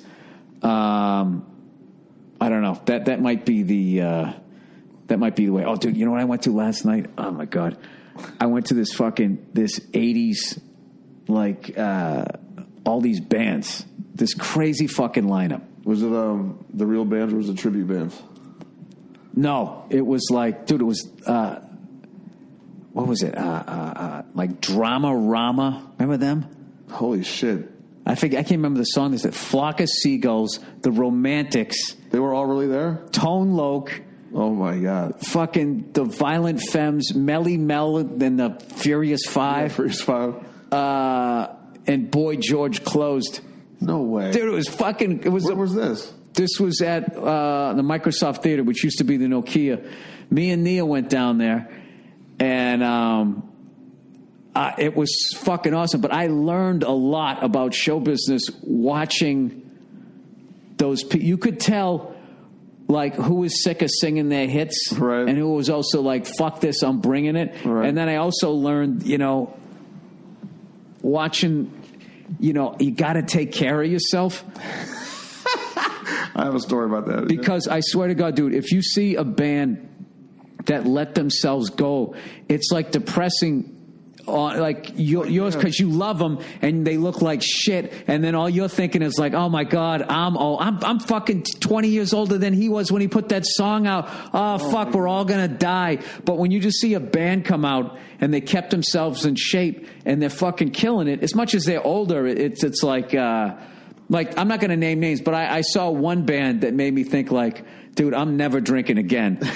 And then when I saw the Violent Femmes, yeah. Like, dude, they just came out and were just a fucking tight, sick ass band. Like I watched them, I was like, man, I want to go play drums. I want to practice. I want to get better. Like there was nothing like negative about watching them. They just came out and they went on after Melly Mel and Furious 5, who fucking killed. Right. And you couldn't be more of a different band. Right. Polar opposites. Like literally, like the stage would just turn. Oh yeah, that's badass. They did that at the iHeartRadio Music Festival thing. They have like the band would, the stage would rotate 180. Yeah. And then they'd have the band, and then they'd do the set dressing behind, and then they would keep turning. Dude, badass. I loved it. I loved it. They got like down in Anaheim, they had it, and like Salt and Pepper was on it, and a couple other people. Dude, it was fucking nuts. It was you just knocked out like 10 of the bands that I should have seen back then. Right. And, they all sounded great. There was just, I'll tell you there was just one person that I looked at and it was just like, my God. But he was still singing great, but it's just like, fuck, dude. Right. See, we saw Cameo like 6 months ago down, I can't remember what it was, like by the water somewhere here in LA. And Roger Troutman, Roger Blackman, wasn't that? Yeah. What songs does he sing? She's on a brick. Oh yeah, house. Okay. All those, dude. He came, because he used to come out in like leather chaps and a cup. Oh yeah, it was the 70s. Yeah, right. Fucking dude, Coke spoon around his neck. Dude, he's still doing this.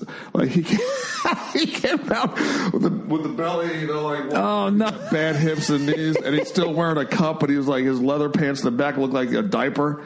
Oh. And he would come out and he'd do this little like trying to be sexy and swivel his hips. And my wife was dying laughing. She was like, he needs to fucking stop. Yes, like, stop doing that. No, but like even when you keep yourself in shape, yeah, he was not in shape. He was. You can't do that sexy shit. And that I'm telling you, that is a self-involved baby boomer thing that is being passed down.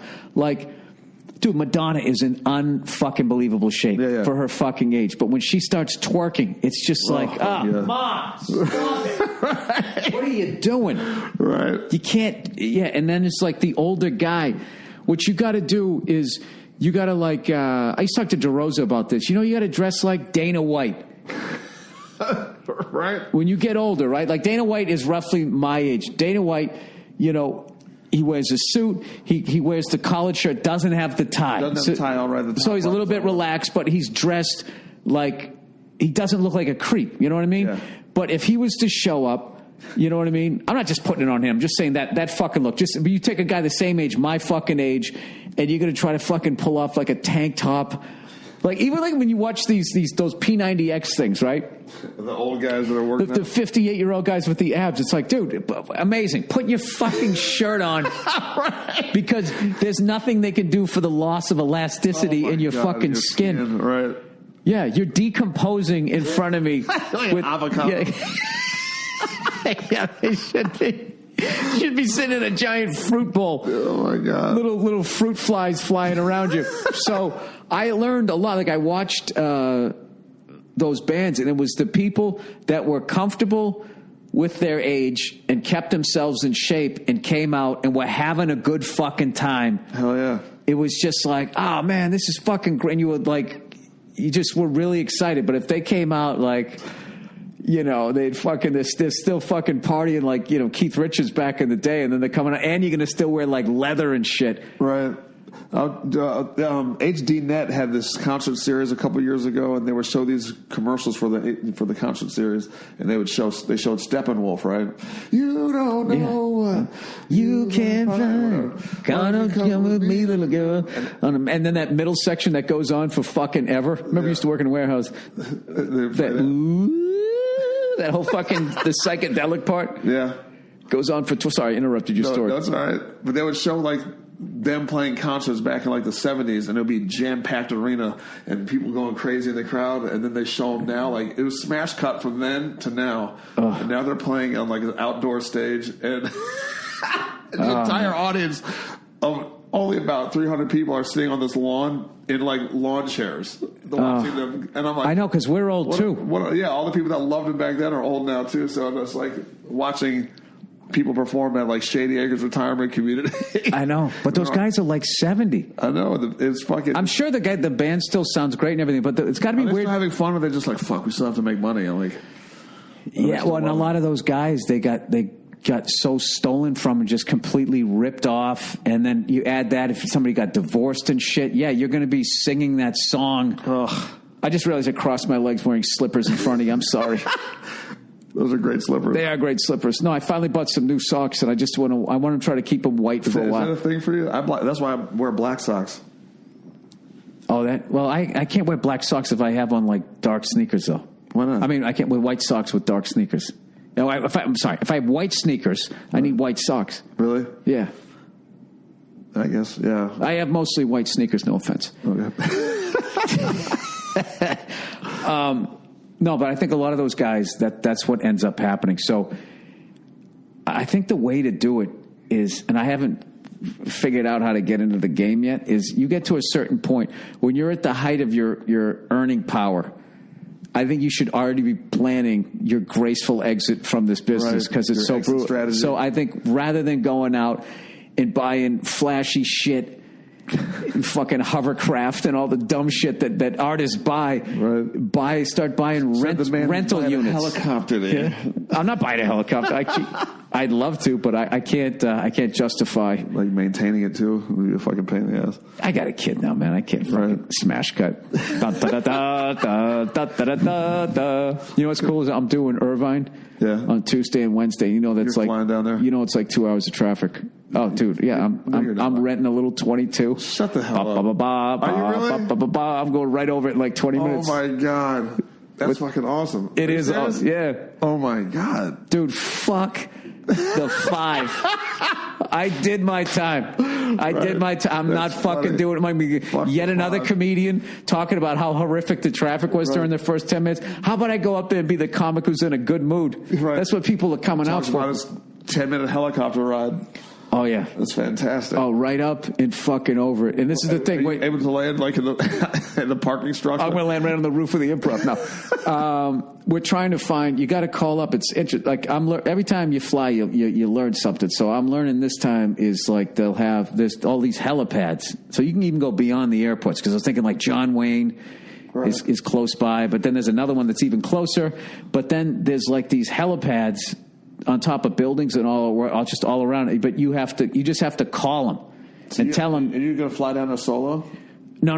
I don't have confidence to fly at night. I fly solo during the day, but at night it's just a whole different ball game. And I'll never forget one night doing a night flight. I was with an instructor, and how you transition the airspace at LAX is either you fly you're not underneath it, but you're along the coastline. Right. Flying like 100 feet off the water, which is awesome and scary as shit. Right. Or you fly over Sepulveda, over like those glow stick things. Yeah. At like, I think it's like 2,000. I've only done it once, like 2,000 feet or above.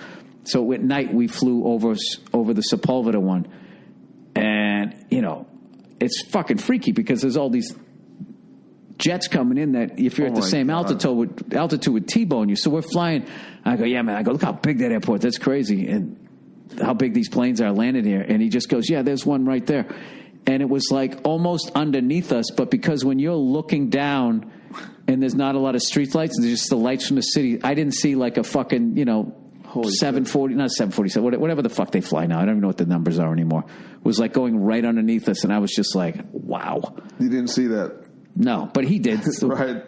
This is when I was getting my license, so I didn't know how to look for shit and everything. So night flying is an entirely different game. So I'll be flying down with one of my instructors. So, but if it was like the fucking summertime though, but every time it's gonna, by the end of the show it's gonna be dark out. But that is a goal of mine. Right. Was I would love to fly solo. Now, let me ask you this: how much does it cost? Would it cost you to do that, to fly down there? Because you have to like rent the vehicle and it's like $300. I mean, it's a decent amount of money, but it's also like that's not that bad though. Yeah, it's not ridiculous. It's not like it's going to cost me $8,000, but no, nothing like that. It's like $300, and then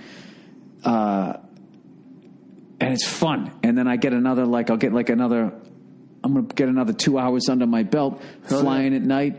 And I got this killer fucking instructor right now. My auto rotations are the best they've ever been. Where Really? they basically, so we'll fly around now, and he just sort of like, he'll just out of nowhere go, engine failure, and then you just have to pick a fucking spot, and you just, we don't take it all the way down to the ground. I land on somebody's fucking front yard, but I have learned so much. I always had great instructors, but this guy that I have now is really got my confidence back up again. Where for me to go solo and everything would be, I would have the confidence to do it. Nice. But what's good is I'm super fucking cautious. I'm not one of those people, right. with the fucking 90210 look on my face, show up with like a fucking scarf. No, but there's a lot of people that get their license, and once they get their license, they stop their training, and because they got it. Well, because they know how to fly, and then they just start flying around. Oh my god! Yeah. Did you fly your parents? Yeah, when they came out here and visited, but I also did that with like an instructor, and that was. Were they impressed? Your parents blown away that? They had a good time. They're very conservative people, so sometimes you don't necessarily know right what they're thinking. They weren't going crazy. They weren't going crazy. God, they were just like nothing like that. Was nice. It was very very enjoyable. It was exhilarating. My heart is beating out of my chest right now. No, my dad had a pilot's license. Has a pilot's license because once you get it, so like helicopter. He had fixed wing, so he knew a lot of the shit that was going on. So, but my mother thought it was awesome. She loved it and wasn't scared at all. My dad, I think, because he had a license, understood probably more the danger of it and that type of shit. So he probably thought it was a little squirrely when we were 100 feet off the fucking water flying underneath, the jets or whatever. But I tell you, it's one of the great things that I've done in my fucking adult life. And I don't know. But we're not here to talk about me. We're here to talk about you. We've already done an hour and 15 minutes just like that. Hey, can I come down the night of your taping? Dude, I would want nothing more than to come down there. All right. Well, some people, like me, I'd be like, no, I don't want anybody there. Nobody I fucking know. So it's just one more thing for me to think about.